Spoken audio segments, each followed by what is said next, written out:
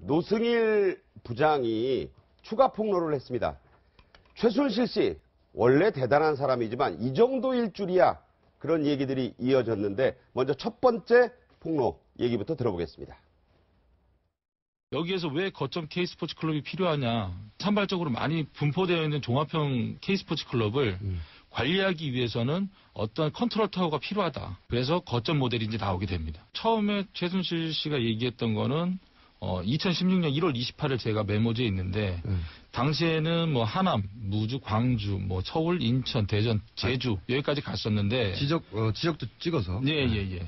했었는데 일단 예산이 그렇게 충분하지가 않으니까 2016년도에는 5개만 일단 시범적으로 시행을 하고 그 다음에 2017년도에 또 몇 개를 더 선정을 해서 향후에 17개를 하자라고 이제 최순실 씨가 한 건의 문건을 갖고 와요. 문건을 갑자기 네네. 언제쯤입니까? 그게 3월 초순경이었을 3월 거예요. 초. 네네. 청와대 문건이었고요. 다 결정이 됐다고 이렇게 얘기를 합니다.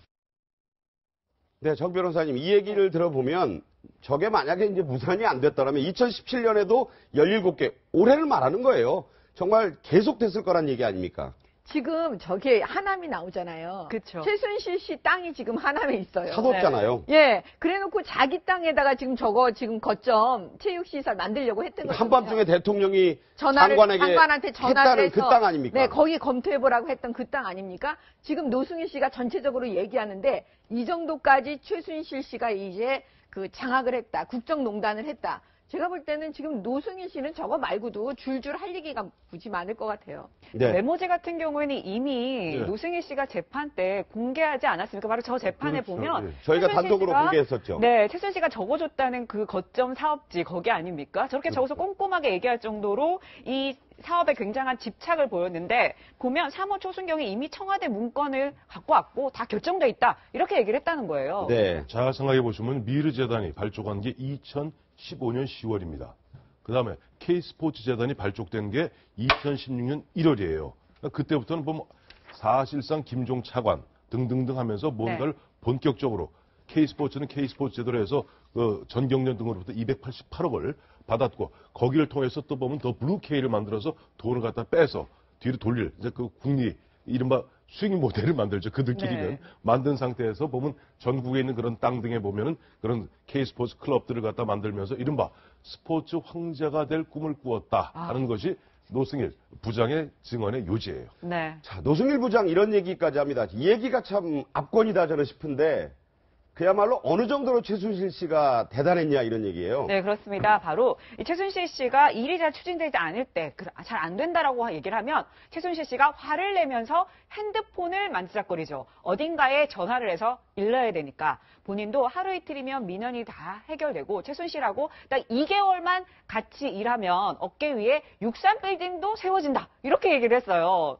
민원이 안 되는 게 없다 뭐 얘기죠. 그렇죠. 예전에 왜 세운상가에서는 잠수함도 만들 수 있다는 얘기가 나오는 것처럼 그야말로 이 정관계 로비의 핵심인 그 국정농단의 주역인 최순실 씨에게는 아마도 63빌딩조차도 2달이면 세울 수 있다라고 하는 건 거의 못 이룰 게 없다.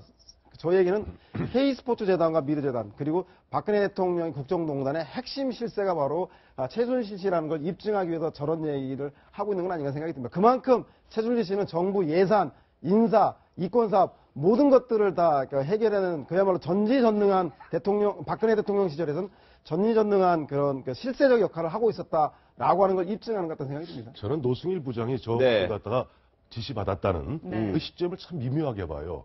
2016년 3월이면 언제입니까? 지난해. 4월 총선 있기 직전이에요. 그렇네요. 4.13 총선 한 달 전. 한 달 전이면 대략 그 당시에 한 달 전 분위기가 어땠습니까? 사실은 야당은 참패하고 여당이 그 당시 김무성 대표님 180석을 얻니 200석도 좀 자만해 있을 때죠. 오만 방자했을 때 아닙니까? 그러니까 아마 최순실 머릿속에는 자 이번에 봐서 여대 야소가 되고 이른바 국회 선진화법까지 통과해서 180석을 넘어서 한 185석 새누리당에 갖추게 되면은 그야말로 막 밀어붙일 수 있다. 그러다 보니까 그 당시에 나왔던 얘기 김무성 대표 그 얘기했죠. 네네. 지역구는 잘 모르겠습니다만은 비례대표에는 이 얘기가 나왔던 시점이 바로 그 무렵이기 때문에 저는 2016년 3월이란 그 시점에 굉장히 그런 눈길이 가네요. 저 10초만 얘기할게요. 야, 말씀하세요. 저 노승일 씨가 얘기할 때는 네. 하남에 최순실 씨가 있는 땅이 있다는 걸 저 사람은 몰랐을 거예요. 안 알려줬겠죠. 안 알려줬겠죠. 네, 네. 그러면 잘 보세요. 지금 최순실 씨가 움직이는 거는요, 자기 먹거리가 있는 곳만 움직여요. 자기가 사둔 땅이 있거나.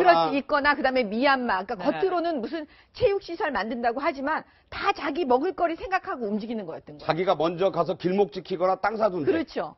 대단합니다. 네. 아니 저는 근데 이것도 궁금해. 보면 좀 신기한 게 좀 눈길이 갔던 게 네. 화를 내면서 핸드폰을 만지작거렸다. 어딘가로 전화해서 일러야 되니까 이렇게 그 얘기를 얘기 했거든요. 또 나오잖아요. 그러니까 네. 아까 그 얘기가 있고, 자 이제 심사위원들 얘기 또 아까 지금 방금 나왔는데 한번 보면은 자 이런 얘기가 있다는 겁니다. 더 황당한 거, 심사위원들 누구누구를 불러 다시 3등까지 만들어놨다.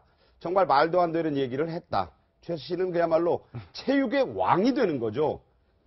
아마 이런 제가 미울 거예요. 참 그런 얘기까지 했네요. 그렇죠. 뭐 알라딘의 마법 램프는 문지르면 진이라고 하는 거인이 나와서 소원을 들어주는데 네네. 아마도 최순실의 그 저 대포폰을 문지르면 아마 대통령이 나오셔서 모든 걸 들어주지 않았냐를 짐작해 볼 수 있는 대목인데 바로 저런 전무후무한 힘을 활용할 수 있었던 것은 바로 청와대라고 하는 튼튼한 뒷배가 있었기 때문이라고 네. 생각이 들어서요. 아마 노승일 부장이 깜짝 놀랐던 것 같은 생각이 듭니다. 자 이런 최 씨.